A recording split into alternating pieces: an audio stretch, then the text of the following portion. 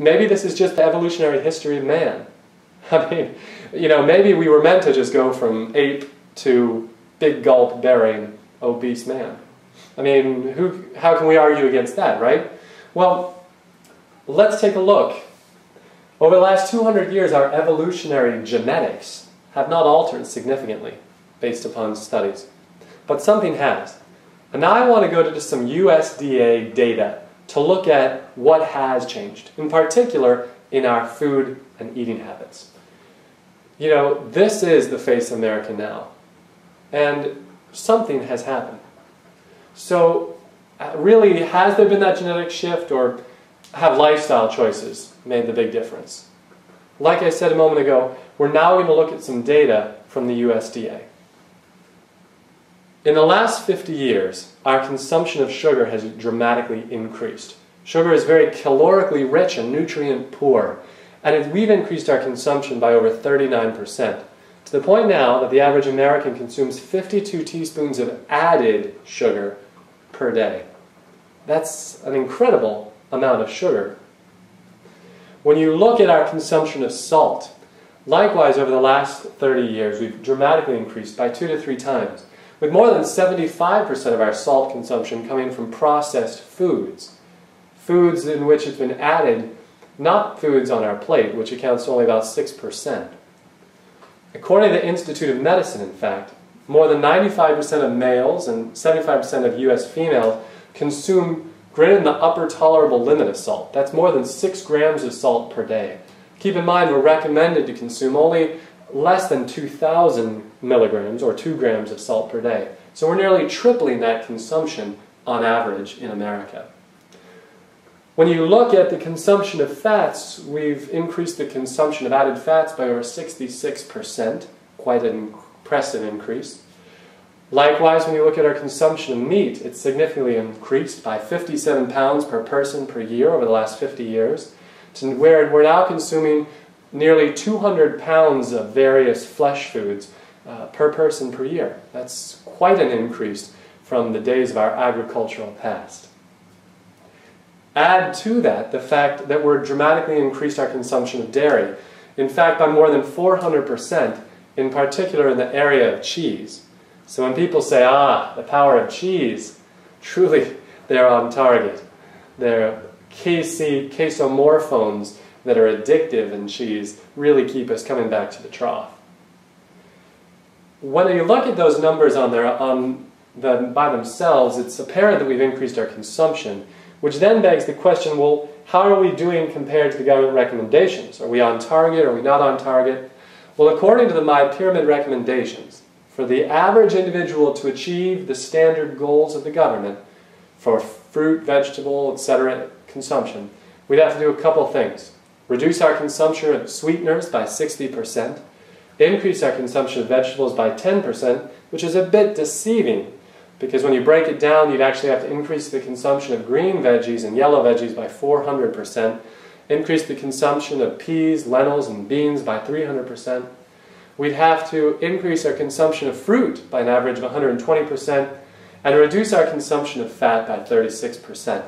So I think it's rather apparent that on just about every level, we're not doing so well when it comes to the food we eat. Now, the other most prominent aspect of lifestyle is exercise. So sometimes our exercise habits can compensate for poor dietary habits. Let's look at the state of America. But to really evaluate the state of America, we need to know what the government, first of all, recommends, what science has shown to be particularly beneficial. And that is 30 minutes a day for 4 to 5 days per week of moderate exercise. So when you look at the state-by-state CDC breakdown, you can appreciate that fewer than 37% of Americans, on average, achieve the recommended physical activity goals.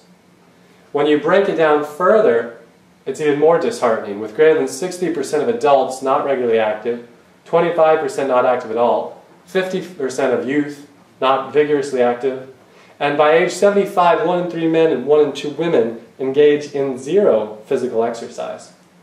When you further look at the minority populations, it's even more discouraging, as women, African Americans, Hispanics, older and less affluent, get far less exercise than their age-matched peers in the majority.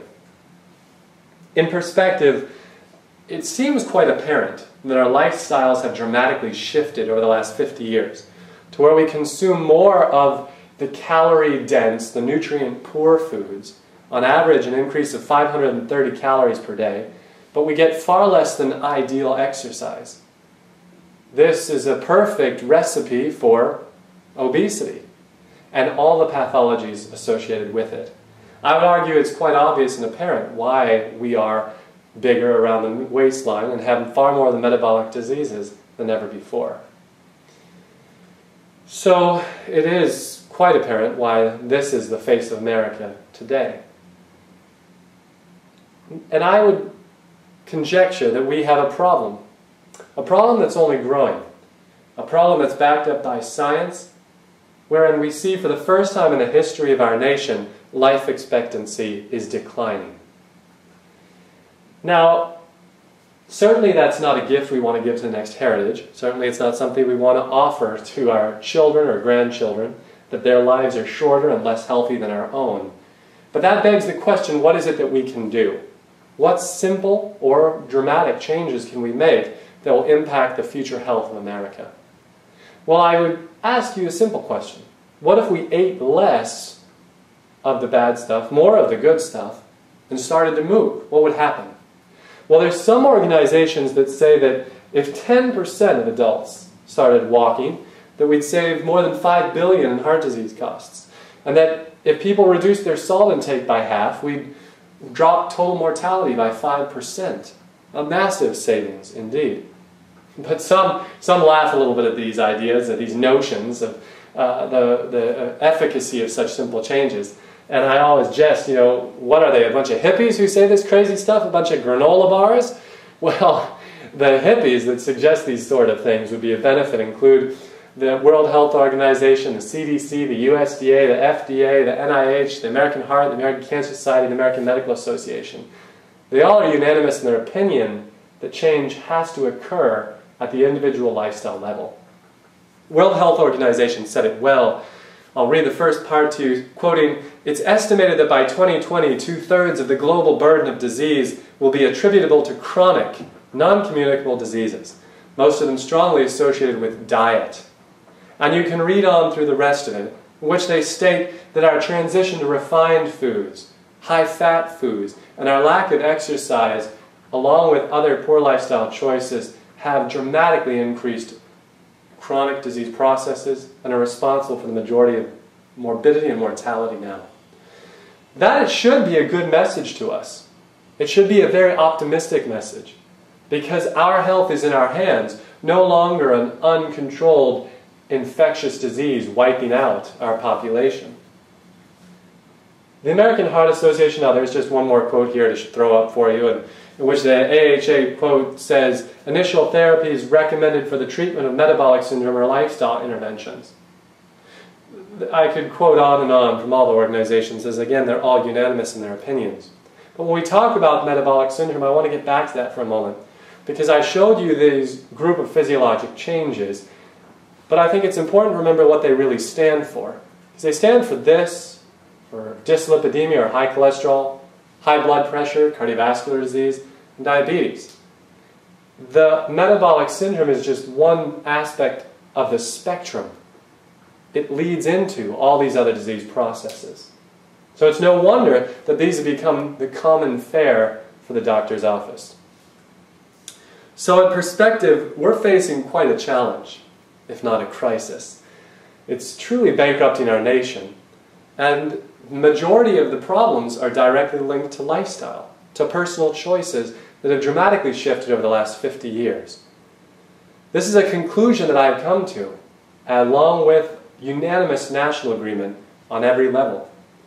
What I find interesting, though, is it seems difficult for this information to percolate down to the clinical and local level. Many of us go to see our physicians, but studies suggest fewer than 30% of physicians discuss lifestyle measures as primary factors in individuals' health.